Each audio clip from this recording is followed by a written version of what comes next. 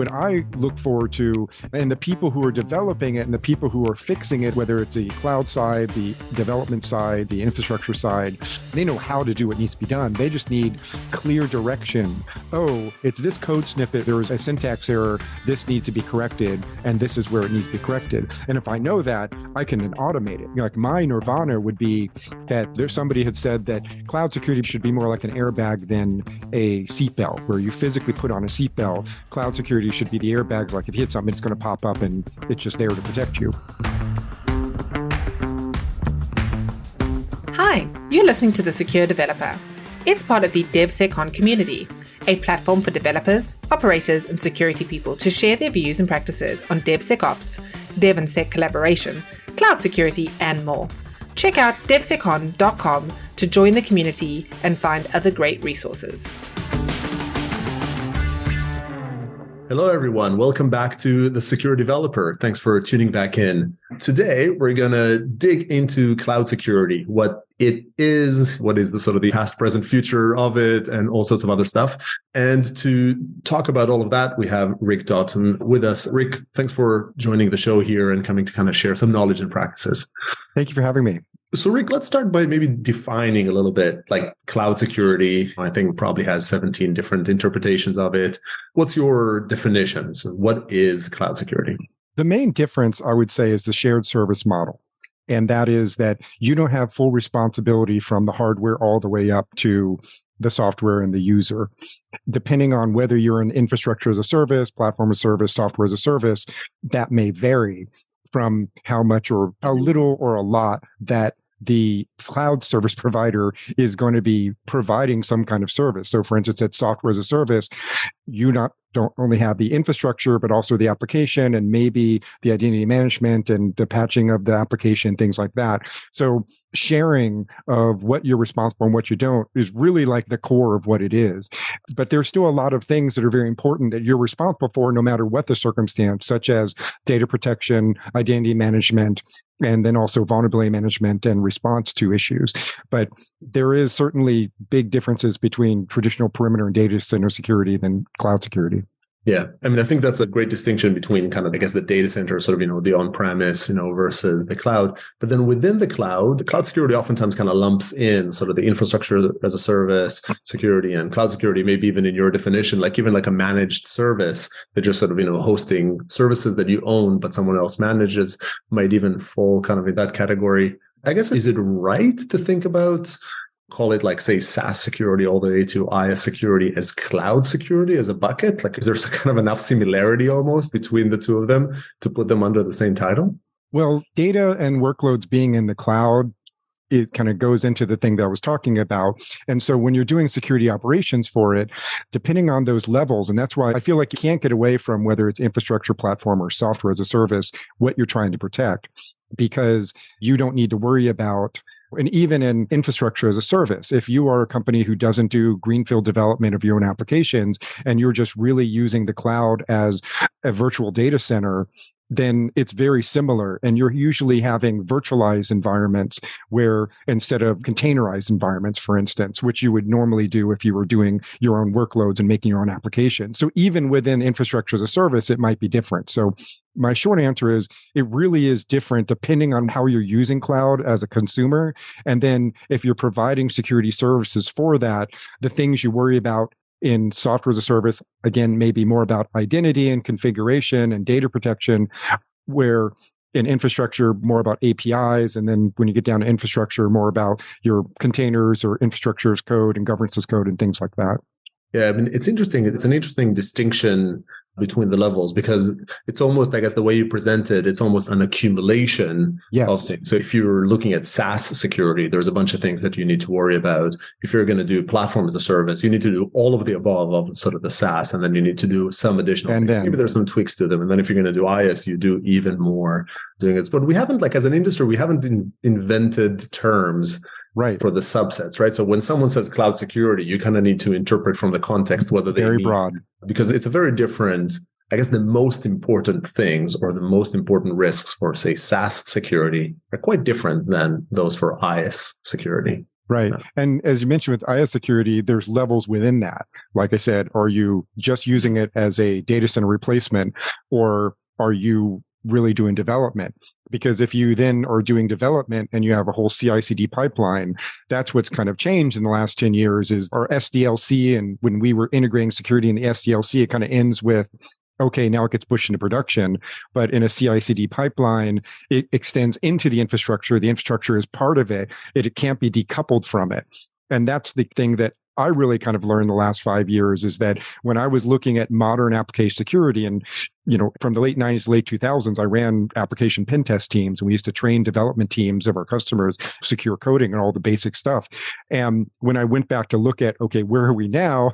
The really thing that I found is like the infrastructure is so embedded with it because of that infrastructure as code and the governance and the heavy reliance on API and service accounts and things like that. Yeah, I think that's absolutely true and kind of has intertwined in it. And so I'm just sort of curious a little bit about, I don't know if I'm stuck a little bit on this taxonomy things, although like, if we sort of want to align on it, but you've been very involved with the Cloud Security Alliance and a variety of sort of buddies over here, but there hasn't been like any choice of naming, right? Like the top 10 sort of security concerns for cloud security, for instance, also lumps in kind of these different buckets, right? Yeah, the Cloud Security Alliance has a top 11. I don't know why I picked 11. Maybe they're like prime numbers that of the security of cloud security issues. And when you look at them, 80% of them are configuration error, weak credentials or misconfigurations or things like that. And then, but they're not as like meaty as like the OWASP top 10 or what we've learned in BSIM, right? But they're kind of general because the infrastructure is really not much different than what we traditionally. It's just that we have a lot more access points. The thing I've loved about the cloud security as a topic is it's kind of reintroduced threat modeling to the world. Something that I did back in the late 2000s, and then Microsoft published their book in 2005 about it. And then we kind of like it kind of fizzles off because it's kind of hard. But now cloud security, it really, really lends itself to doing a threat model because there's so many different entry points, so many different access levels, so many different dependencies that we really need to map this out and see what it is. But I go back to your statement that, yes, when you say cloud security, it's just like saying, hey, I need a security person. Like what flavor? There are so many different types of it. And what is your circumstance? And I think that's a challenge in our industry is that we're trying to play to the least common denominator. We're trying to make it, if you just do this, you'll be okay, which is very rarely the case. But we don't want to be too complex about it by saying, well, here are 15 different circumstances and your mileage may vary depending on your circumstance. Right. Yeah. And I guess you can get too granular or too abstract here pretty easily. I'll get off the sort of the taxonomy bandwagon so we can get to sort of the meat of it, a little bit of it. So let's talk about cloud security. And maybe, like, I think, tell me if you agree that when we talk about cloud security in the industry, kind of the majority of attention is on IS security, because I think most cloud usage is probably SaaS, but most cloud security concerns are in IS security because there's just, I guess, kind of more ways to shoot yourself in the foot. Are we aligned there? Yes, because as the consumer, I have more responsibility to it. Right. Yeah. Which makes sense. I'm kind of like transferring as risk can be accepted, mitigated, or transferred. I've transferred the risk of most of the security for SaaS solution to them, and I have a much smaller piece. Yeah. Yeah. That's a great way of putting it. So it's like in the shared ownership, you kind of own more. And so you need to own about it. So let's sort of define maybe what is like 101 in terms of cloud security in it. What are the basics that really, if you're totally kind of fresh to it, you have to do these things to just sort of consider yourself almost like allowed, to use IS in a secure fashion. Yeah, absolutely. And it is still no different. The fundamentals are no different than data center. And so, as you know, I'm on the editorial panel of the CIS critical security controls. And we talk about the most basic controls like 1 through 6, which is asset management. Got to know what it is. And cloud, it applies. You know, the data protection, which applies, configuration management, vulnerability management, and identity management. And so if we cover those basics, those are still where you start. Because we talk about phantom networks and cloud and people spinning up stuff and not knowing about it. That's important to kind of know what your infrastructure is and then where the data is, what the data is. I mean, again, just the very basics. And even with all of this ransomware related to infrastructures, not necessarily cloud, that it's the basics that really kill you and the fundamentals. And I think that that's one of the challenges is people kind of go towards the exceptional but unlikely scenarios because it's kind of the most scary thing and not focus on the fundamentals. And so if you just know where your stuff is, know where the data is protected, identities are protected, you're doing vulnerability and configuration management properly, you're 90% there. Yeah, and it's interesting because on one hand, what you've described right now is the one-on-one, and on the other hand, the same list is the mastery of the sort of cloud. Like if you're in a place, so it's really about how well do you actually know what's running, where, who's allowed to do what. And so it really is about security hygiene levels. Are you just kind of washing your hands, or are you actually sort of scrubbing some clean room and sort of scrubbing? In both cases, all you're doing is keeping germs out, but to different levels of skill, I guess. And I think the challenge in the implementation of those, it's so diverse as far as who's responsible. Because as organizations have evolved and moved into the cloud, it is no longer a simple relationship between the infrastructure people, the network people, and the application people, and the security people. Now there's cloud people, there's cloud architects, there's credential management, there's secrets management, there's APIs, there's all these different. So I have a keynote that I do about cloud security is a team sport, and politics get into play. Not politics as in posturing, but politics as in who's responsible. And that's what's also different about every organization is it's not cut and dry whether the cloud security team is the one to set all the standards. It's really who has the most influence. Because in large companies, most of the cloud teams are refugees from other parts of the company. They were former systems people or network people or application people or whatever that are now the cloud team, because obviously this is where we're going. They may bring their respect, or they were the application architects before, and now they're the cloud architects. And so they may have more influence on things. And it's also all those teams need to mature in education of what cloud is and what's unique about the cloud, and some of the more specifics I didn't get into about securing the cloud and not understanding it. And I think that that's where I've seen a lot of groups where the security team doesn't understand the uniquenesses of the cloud, where maybe the architects do and the developers do. Yeah, which to an extent gets me back to taxonomy. It is because we call everything cloud security, so nothing is cloud security. And basically you can kind of choose the interpretation that most fits your sort of a context or background or sort of areas of interest. And so it's a challenge. But maybe another way to then think about, like, as we define starting points in the cloud. So one is kind of these 5 controls that you've enumerated and just kind of getting some initial handle, some sort of 80-20 on them. Another view maybe on like starting with the cloud is more about indeed the cloud maturity, because like instead of starting with cloud security, it's talking about the cloud itself. And so I guess is the starting point when you think about cloud security fundamentals, maybe it's related more to the applications. If you've kind of shifted and lifted applications from the data center and you're just running them in the cloud in the way you've described as just you're kind of outsourcing your data center, then you have an initial set of security controls. I guess if you're doing that, like let's say, kind of imagine a scenario, very common scenario, which is you just have a bunch of applications, you've shifted and lifted, you're running them in the cloud. Now you want to operate a cloud security program for those applications.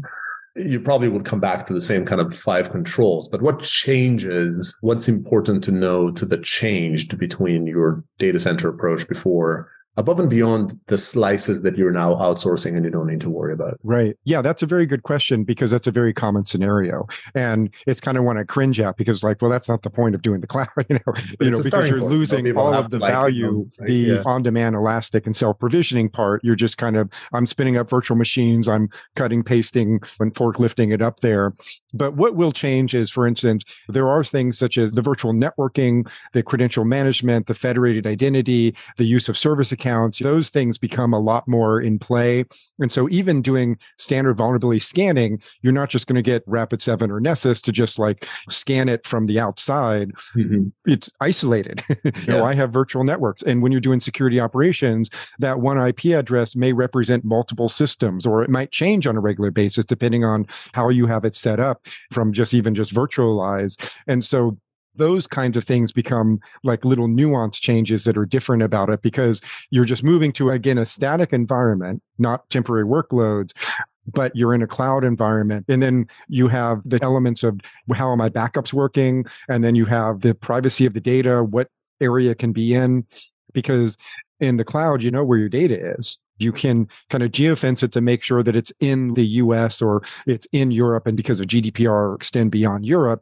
But it's not like, this was something that 12 years ago, as part of the Open Data Center Alliance, which I forget what they turned into. And I was on the board for regulatory committee. And the biggest risk of cloud security back in 2010 was one, your cloud provider going away, and then all your data is gone, and you're a Russian business network using it, and then Interpol takes it down, and you're like, you're done. Or two, the fact that you're locked in and the portability is not there. And that still exists today to a lesser extent, but I can't just take my ball and go somewhere else. And so knowing where the data is, when they say, okay, go ahead and get me all my data back, I'm going to go do this thing. It's like, well, I don't know where it is. I'll just let it kind of dissipate and then eventually die off.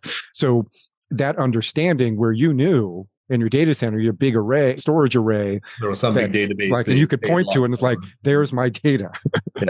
Yeah. Okay. Interesting. So it's a fair bit. It's like a lot of it, even with the sort of the simple motion of lifting and shifting an application before you threw in elasticity, before you threw in infrastructure as code, because any of the sort of the fancy stuff, there's already kind of a fair bit that changes need to do it, which in turn implies people changes, right? Like it implies cultural, like how you talk to a lot of these different organizations and you see it within your org. I guess, what are your sort of likelihood of success if you try to kind of take the same team and maybe the same backgrounds and sort of skill sets and try to adapt them to the cloud? Like, is that your sort of path for success, or is it more likely for you to sort of go off and sort of hire different skill sets? It can be. It really depends on the individuals. And that's like the variable is always the people. I have lots of discussions about workforce development and hiring and security, and it's really about personality and aptitude. And if you have people who want to move into the cloud because they want to learn, they want to expand and continue to learn, they're going to be fine.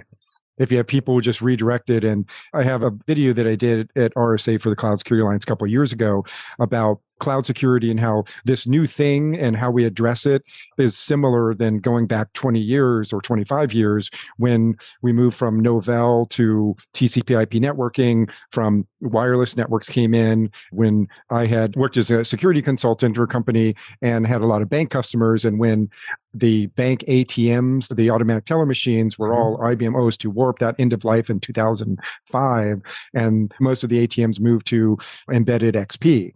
And that was a total change of these people who were used to, and then finally voice over IP with phone switches at the bottom of the buildings, and now complex networking gear. And so those changes were much drastic, because a phone switch person is not going to be a Cisco network or an Asterisk network person. A person who understood OS2 Warp at the end of some connecting back to a mini computer is not going to understand a finicky Windows endpoint and keeping up to date. And so your career is over doing that. Cloud, it can transition, because we're still talking about the same operating system, same concepts. There are just new ways of looking at it, new rules apply. And even I forgot to mention also the logging. In the cloud, I'll be logging maybe to this cloud, but then I got to take it back somewhere else to the data center, and which may cost me to move the data around, or if I go to another cloud environment, because that's where my SIM or my data log aggregation is. So that's, again, another little piece that you just need to kind of figure out. But I think if you have the right people, it'll be fine, kind of ramp up, because it's very, very hard to find security people, because everyone needs them and everyone wants them. And they're hard to find, and they're hard to keep because they get poached. Yeah, security industry as a whole, and then cloud security kind of in particular, is definitely sort of lacking for personnel. So I think that's kind of a good definition of sort of initial cloud security. And it sounds like, indeed, the competencies, a lot of these are things that you just need to learn to work in another environment. You might still run whatever the Nessus or wherever, you just might need to run it from within sort of your network. Right. You install the agents on it and let it report back. But a lot of there's little things you have to do, right? Maybe let's kind of move up in time a bit and sort of talk about, okay, now you're running an application that is cloud native, or at least sufficiently kind of cloud adapted to doing it. So it's using some elasticity, or like even a fair bit of elasticity. Maybe there's some serverless kind of thrown in, and there's some Kubernetes clusters kind of floating around, some infrastructure as code, maybe not everywhere. I mean, I think that's kind of a less, like more of a rarity. So you're kind of in that reality. You're more mature on your cloud journey. And let's say you kind of gotten the sort of the basics of your sort of control. So you're not a master of that. You sort of have some levels. What is the sort of the level up that you need, or sort of the additional competencies you should pay attention to as you kind of evolve that cloud activity? And specifically, like before we talked about this sort of security hygiene, are there like new security controls that you should mostly focus on? Or is your focus should be on like leveling up your security hygiene to sort of that more sort of dynamic surrounding? Yeah, that's a much bigger leap. That's why it's good that you started with, okay, if I just forklift my applications up to be in the cloud instead of in a data center, as opposed to cloud native environments, like you said, containerized DevOps kind of, or, continuous, CI/CD development, because the cloud itself is an application. So when we talk about that pipeline extending, it's because the cloud is an application into the user. That's where things really, really, so it's like it's a jump from here to here, what we just described, and now there's a jump from here to there, because some traditional concepts no longer apply. The most basic one being, if you have temporary workloads, then if you have a policy to have an EDR running on all of your servers, it doesn't apply because it's only up for 2 minutes. It's just overhead and you're not going to see anything anyway. And there's no way to get anything out of it because it's an isolated workload that's doing its thing and going away. So you rely more on file integrity monitoring or posture management tools to kind of like make sure that your infrastructure is code scanning and make sure that, okay, do I trust this thing? If not, then I just wipe it out and I redo it until it gets trusted or I do something else. So how you do it becomes different. Security operations becomes very different because even though we talked about like the way that you're doing cloud security operations or even incident response, now when you have a bunch of temporary workloads that are going, they're sharing different things that are up for periods of time, and you're relying a lot more on APIs, a lot more on configuration files for infrastructure as code, or people to call, you're relying on innumerable sources for the images to go through there, then your configuration management process needs a lot more scrutiny.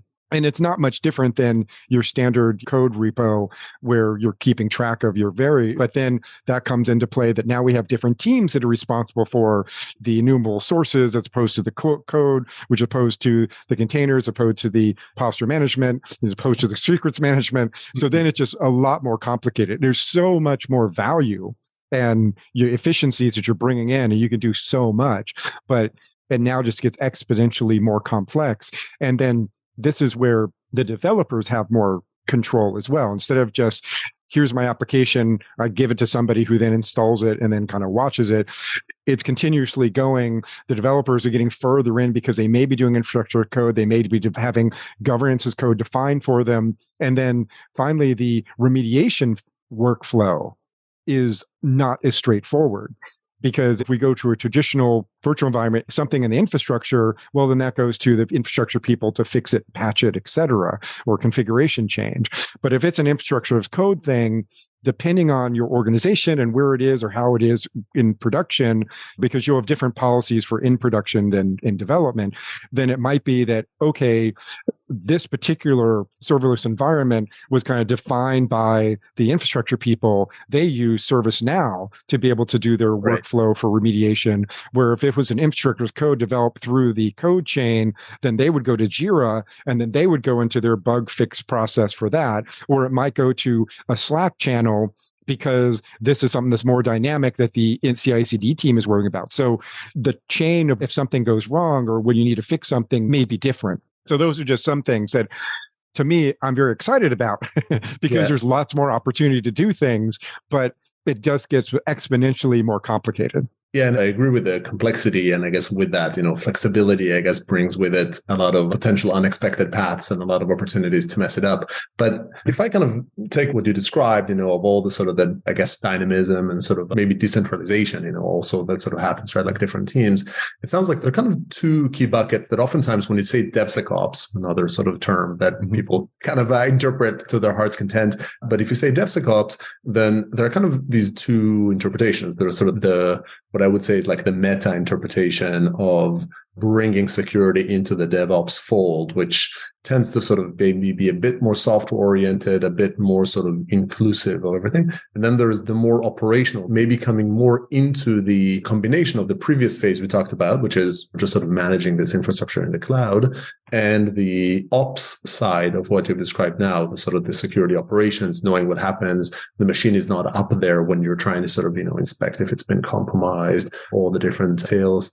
So I think kind of those two worlds, if I can sort of separate maybe the DevSecOps side from the sort of the remediation flow of it, I guess I'll repeat the question from before. Like for the ops side, are we talking same people? Is it like the same? And granted, people can get totally retrained and be totally, but like what percentage overlap would you say between the skills and kind of mindsets of the people in that sort of first bucket of a lifted and shifted cloud security team versus at least the ops side of this sort of more cloud native world? Right. Yeah. It's certainly a lot more education, a lot more understanding of these diff technologies. And also will vary depending on which cloud infrastructure you're on as well, because what tools are valuable to you, how logging works, how often they kind of change the logs without telling you about it, and what tools that your development teams are using. My favorite definition of DevSecOps is really just the automation of the security, where I look at DevOps as automating an agile Scrum or XP process. Now I'm automating that. And then if I do DevSecOps, I'm automating that security portion as well. And the process is still the same, but I'm trying to get more automation into it because humans can't react that fast. But specific to your question about the humans, it's an increasing in the skill level and the understanding of the environment and how that whole CI/CD pipeline works and where they fit in. Because security people don't fix things. And this is what I tell companies all the time. Like, this is great, but I am not a lack of things to help me find problems. I'm at a lack of helping the people who are not me fix the problems. And this even came from years of pen testing. We struggle with the IT department of our customers to convince them this really needs to be fixed and how to fix it. And so when I look forward to, and the people who are developing it and the people who are fixing it, whether it's the cloud side, the development side, the infrastructure side, they know how to do what needs to be done. They just need clear direction. Oh, it's this code snippet. There was a syntax error. This needs to be corrected. And this is where it needs to be corrected. And if I know that, I can then automate it. Like my nirvana would be that there's somebody had said that cloud security should be more like an airbag than a seatbelt, where you physically put on a seatbelt. Cloud security should be the airbags. Like if you hit something, it's going to pop up and it's just there to protect you. So if I find really when we get into this level and high dynamic environment, as I said before, it's all about configuration management and vulnerability management and fixing these things or as they go along and automating that to where, okay, here's an issue. Here's what needs to be fixed. This is the patch that needs to go in. Here's the patch. Here's a button to install it. I'm going to send it to ServiceNow or Jira, whichever one, for the human to say, yes, approval workload. They press the button, it gets fixed. They press another button to back it out if there's a problem.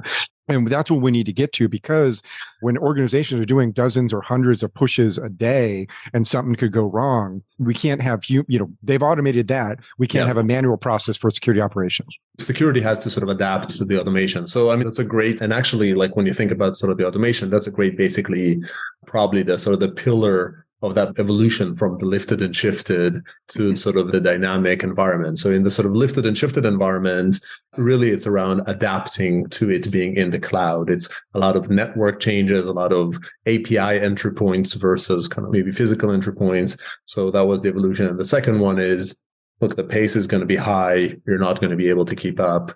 And so it has to be automated. And that in turn is a bigger leap for people. Let me ask you a question. Like, we talk about this here as though it's an evolution. In practice, for almost any enterprise and for many companies that are smaller, it's coexistence, the sort of the first bucket of applications that you're just operating and the ones that you're building. They coexist.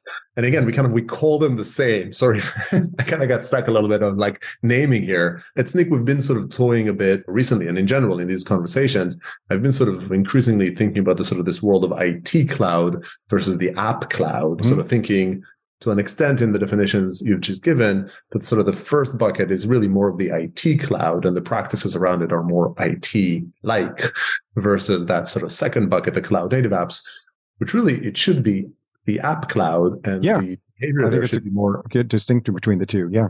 And so I guess within that app cloud world, should it be, I mean, even in cloud native companies, and to be frank, even at Snyk, we sort of still, cloud security is always this murky thing about whether it is a part of the AppSec program or whether it is a part of kind of more the infrastructure, the IT security, sometimes enterprise security program. I even find that more often than I expected, it falls into the second bucket versus the former, even in like high growth startups and sort of scales. I mean, what do you think? Does that match what you're seeing? And what do you think is right? Like, should cloud security, app cloud security be part of the AppSec program versus the IT security?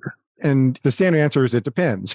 And that's where I go back to what I said before, is like, who is the most influence? Who may have the most budget? Yeah. Who may have the most ability to make the change? In some organizations, the developer in a very large organization that has thousands of developers, they may be the bottom of the pile.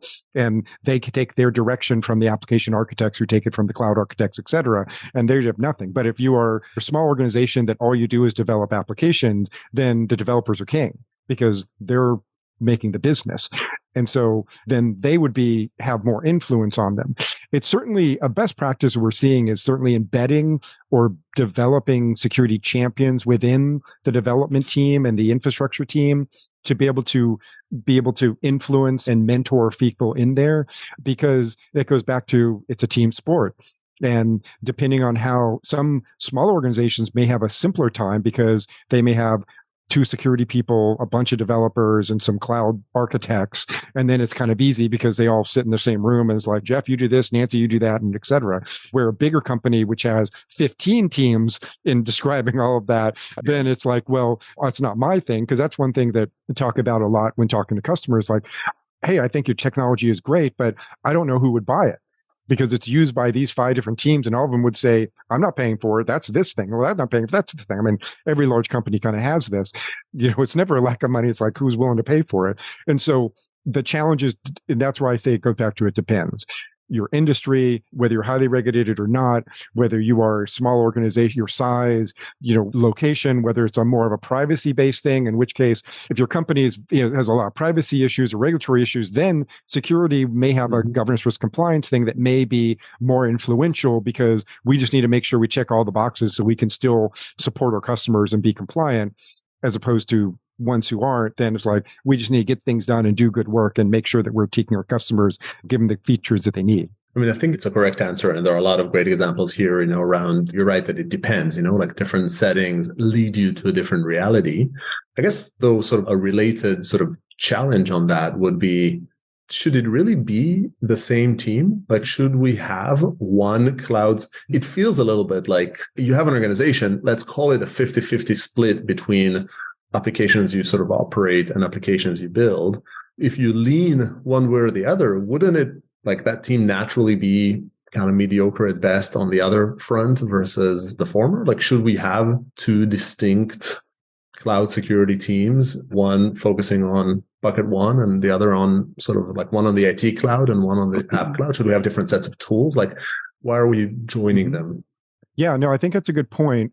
I would say yes, because if nothing else, yes, they're different tools. Yes, they're different people. If they understanding, if you're small enough, you may have someone who can understand the one. If you understand one, you understand the other, and so that's where I kind of go back to, this really depends on how big you are and how many resources you have to be able to split them up. Because many organizations, I mean, I've seen twice this statistic, and that in the US, the number of corporations with less than 500 people are 99.9% of all the number of corporations.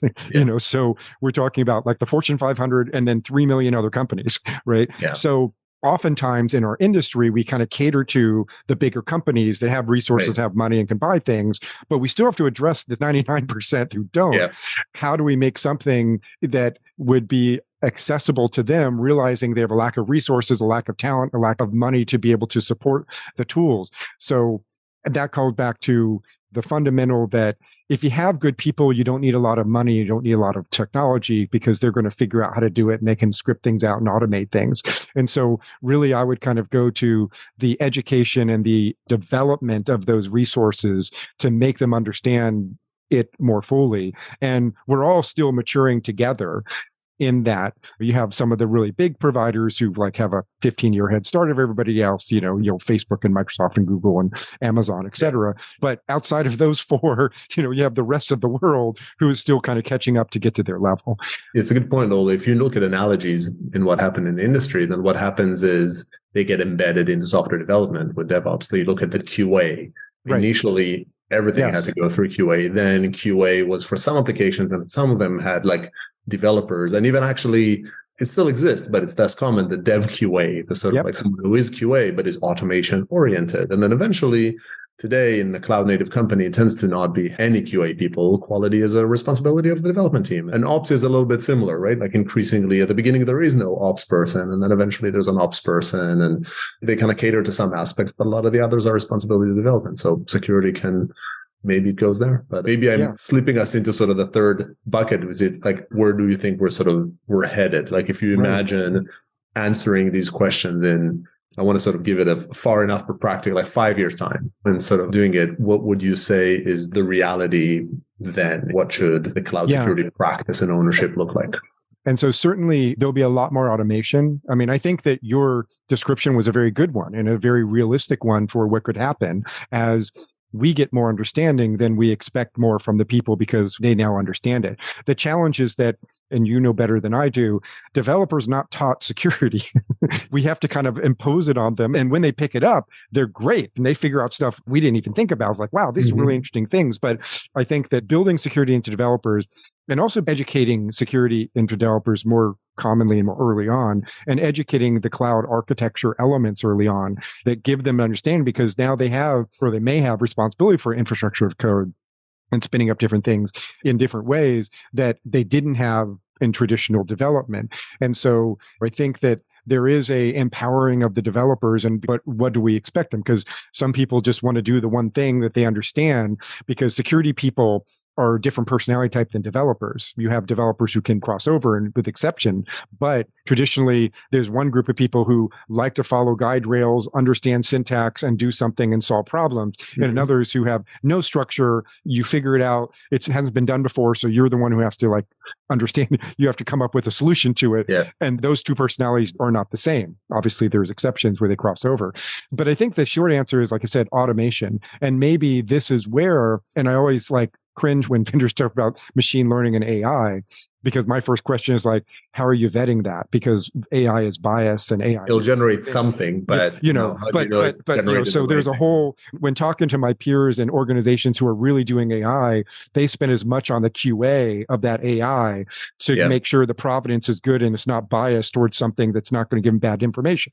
So taking that off the table, I think there is a play, because fundamentally machines do things in a rapid sequence very accurately, and humans are slow, messy, and prone to mistakes. And when we start automating, there's some things, and when I was CISO 10 years ago and I had a guy who was a developer, we would do some response first and then he would script it out. So it's like, okay, well, I don't have to go to these 3 machines and pull these logs.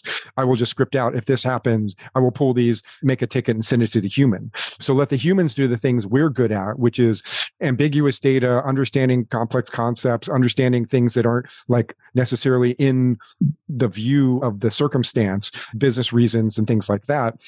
But let the machines do the stuff that they can do very well. It's like, okay, if this particular workload comes up and it doesn't seem to be trusted, just take it down, spin up another one. If that's still there, then let's look at this source. Let's go look at this thing. Let's go that. Let's fix this. Let's update the configuration, send it to it, and then send a ticket to say, I did all this stuff. And if you didn't like it, you can back it out.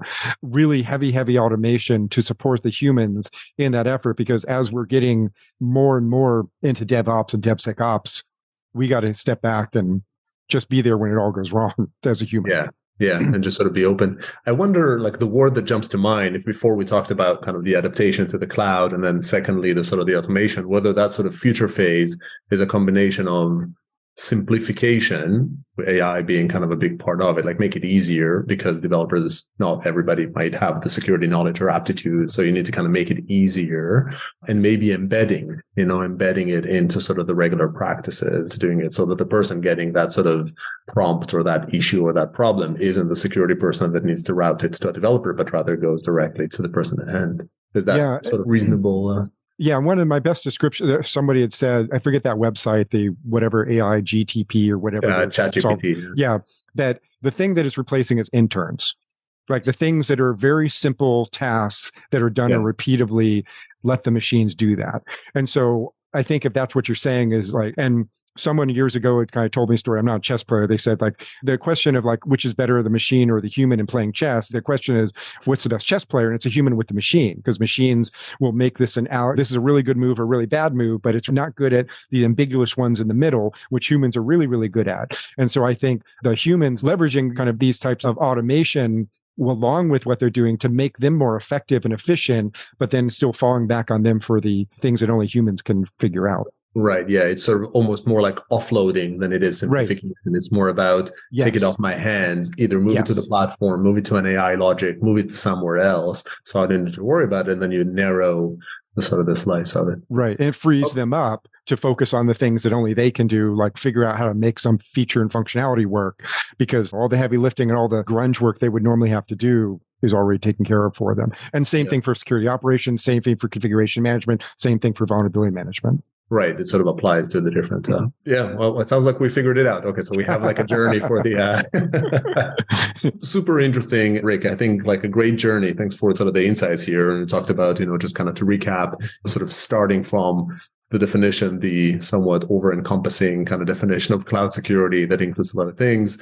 Talk about your journey maybe starting, or at least the simplest part of it is just the cloud adaptation for applications you operate because you've lifted and shifted or you just purchased them, continuing to cloud-native applications that require a bigger leap sort of as individuals and humans because they move you into automation land, naturally requiring different mindset, different sort of maybe coding skills or at least scripting skills, the likes, and then evolving into use of more kind of elaborate infrastructure and AI and deeper workflows so you can offload more work and embed it more sort of into people's daily lives. And then if you have all of that, then you kind of have cloud security pretty nailed. Does that sound about right? Yeah, it sounds good on paper. The application of it is the hard part. It's kind of like that Gary Larson cartoon where it's like, here's this calculation, then a miracle happens, and then here's the answer. That's a good sort of tone to phrase this. Rick, this has been excellent. Thanks a lot for coming onto the show. Oh, thank you. My pleasure. Love talking about this. And thanks everybody for tuning in. And I hope you join us for the next one. Thanks for listening to The Secure Developer. That's all we have time for today. To find additional episodes and full transcriptions, visit thesecuredeveloper.com. If you'd like to be a guest on the show or get involved in the community, find us on Twitter at @DevSecCon. Don't forget to leave us a review on iTunes if you enjoyed today's episode. Bye for now.